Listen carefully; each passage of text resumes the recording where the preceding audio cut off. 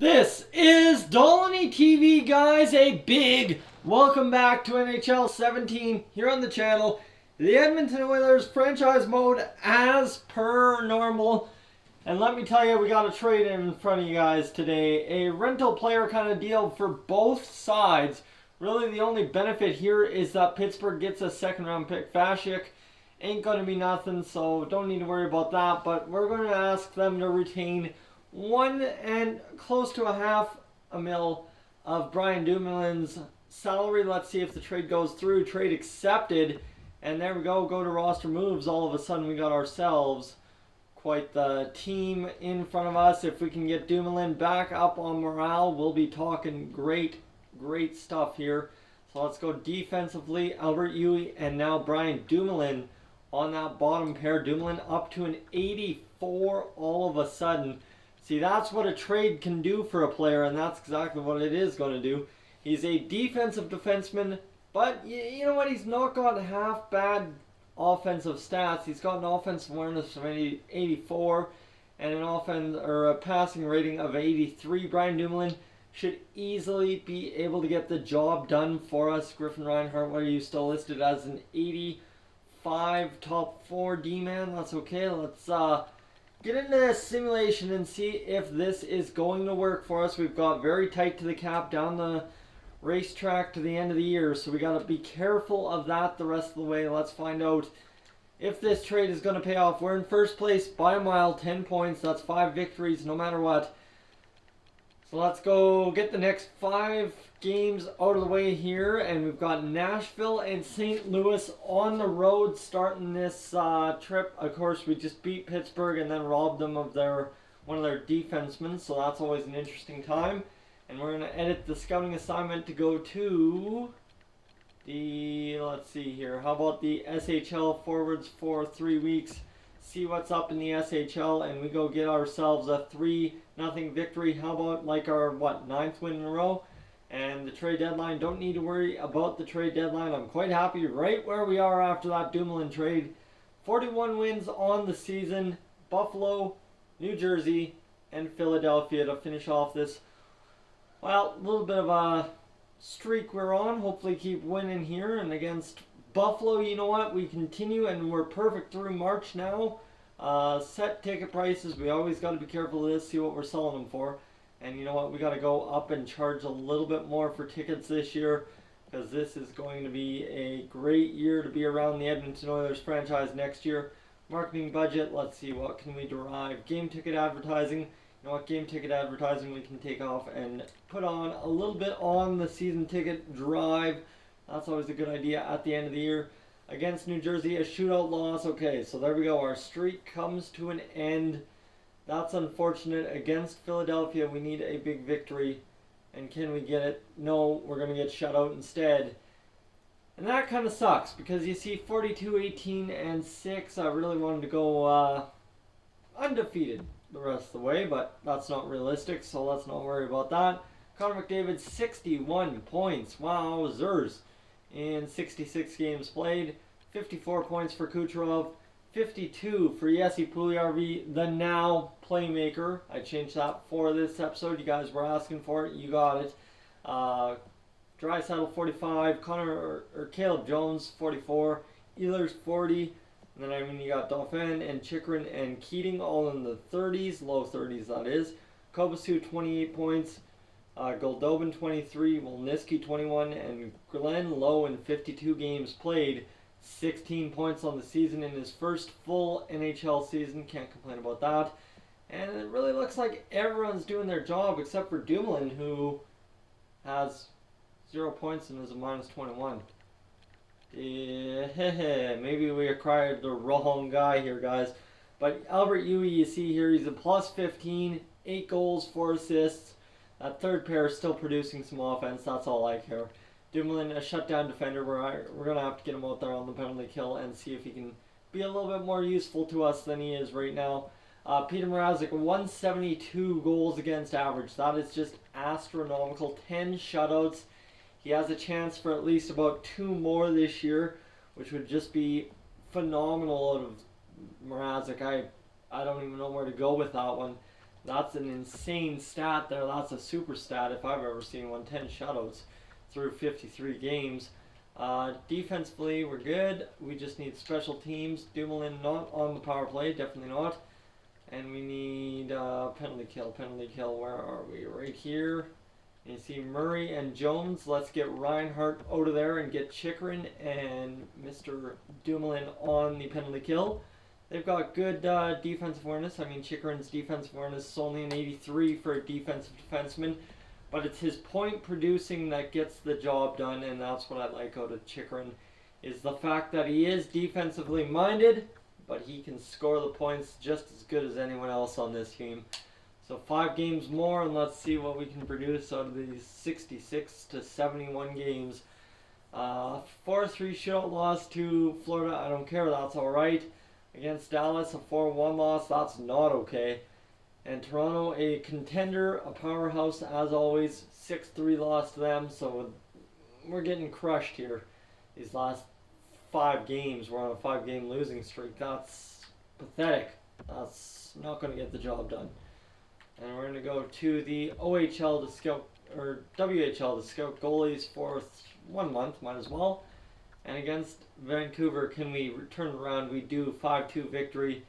LA, we need another victory in a row here. That would be nice. 5-1, 2 10-goal performances, and suddenly we're talking big-time goals. And we only lost 3 out of those few, and we've got ourselves only, 5, 6 games to go. Let's go get this going here and see what we can get against Anaheim. Need a victory, and we do. We get a 3-0 victory, and then against Colorado, a 4-0 victory. So 2 more shutouts. Peter Mrazek, probably the culprit with both of those. And all of a sudden, he's got 12 on the year. 3-1 loss, that's okay. We just rode a 4-game winning streak, and that is good enough with me. Talinder out until the 8th. We can replace him for now and see what whoever does down there in Bakersfield gets it done. 5-3 victory, so we're killing it. We're killing it. We're doing okay. 6-3 over top of San Jose. So the goals are coming now. All of a sudden, here at the end of the year, the goals are coming, and we're not laughing anymore about how terrible of an offense this can be at times. Let's see, against LA, 3-1, and we've got 3 games remaining after this San Jose game. Jonas Enroth, definitely don't need to claim him. He's somehow still kicking around the league. I don't know why. We're 8 years removed at this point. Ed lines manually and gets Sven Deminder back in. You see Elf Gustafsson up there on the top line. He's up to a 78 to Rutkin. We'll take him out and get Deminder in.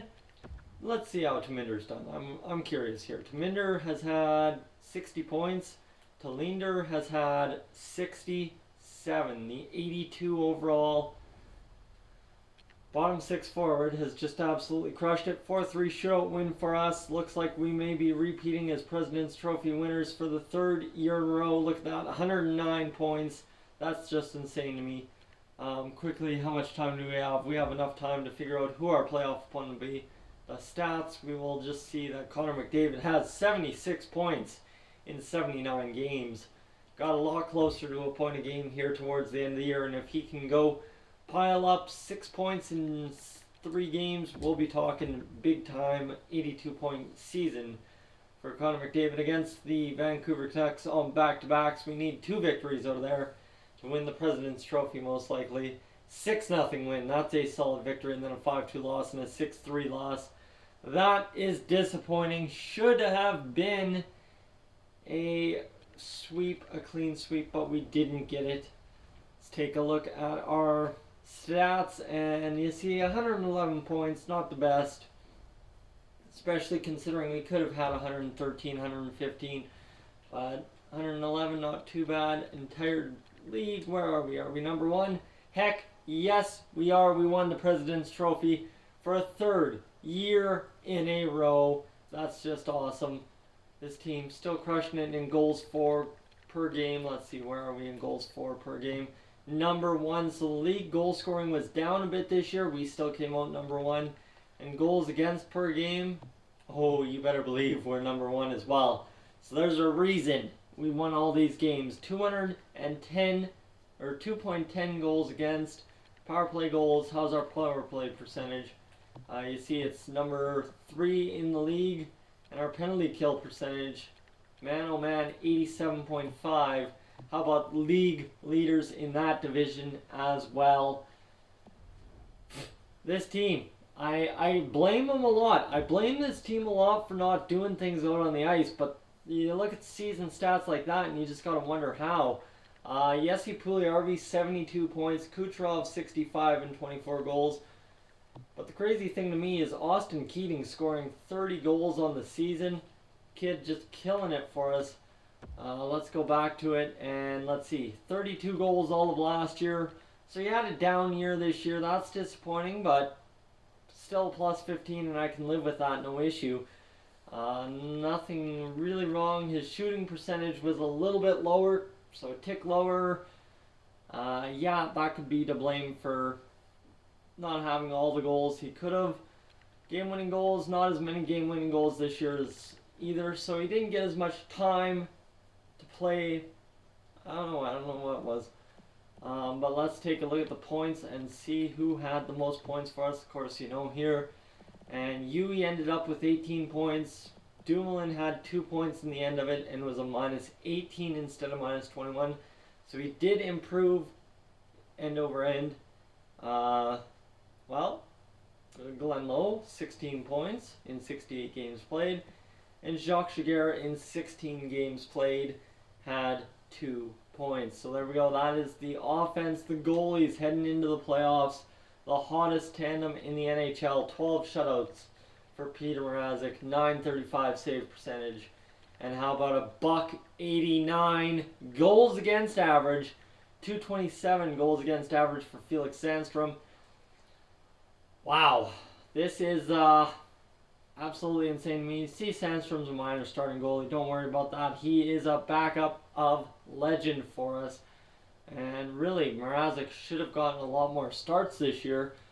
But, you know what? If Sandstrom can shelter him through 23 games, that's good to me. Sandstrom played 18 games started, and 5 backup roles. That's not too bad. That's alright with me. That's fine. You're going to appear in backup situations throughout the year. That's what you got to do. You're the backup, so can't complain about that. Let's go find our playoff opponent here. I bet you it'll be a Central Division opponent. Let's go next game here. And it will be the Chicago Blackhawks. Defending home ice is a must, and we failed. Really? Okay. Let's go take a look at the AHL lines here towards the end of their year. I showed you what everyone was doing down there in the AHL, and I'm sure I can show you more of what's going on. Yeah, that's what we want, is the player stats, and this is going to be insane to me. I don't think we've ever had this good of an offensive season down in the AHL, to be honest with you. 71 points for Talinder, 65 for Gustafsson, 63 for Taminder, and really everyone was just killing it down in the AHL this year. Everyone's got points. I mean, even the defense, Traverse had 1 game played, but that's okay. He's going to be something someday. Kerr, no points in 4 games. Tarukhin, 2 points in 6 games. Jacques Giguère, 5 points in 7 games played. The kid was killing it down there for us. We should have left him down there. Nieuwendyk, 6 points. Kennan, 7 points, and then everyone else had the points. Even Hawes, Reginald Hawes, he did alright for us. Zaborski, 16 points. And everyone else, whatever, they did what they did. Guys, thank you for tuning in to this edition of the NHL 17 Edmonton Oilers Franchise Mode here on Dolynny TV. If you're new to the channel, please subscribe. If not, leave a like, and I will catch you guys in the next one.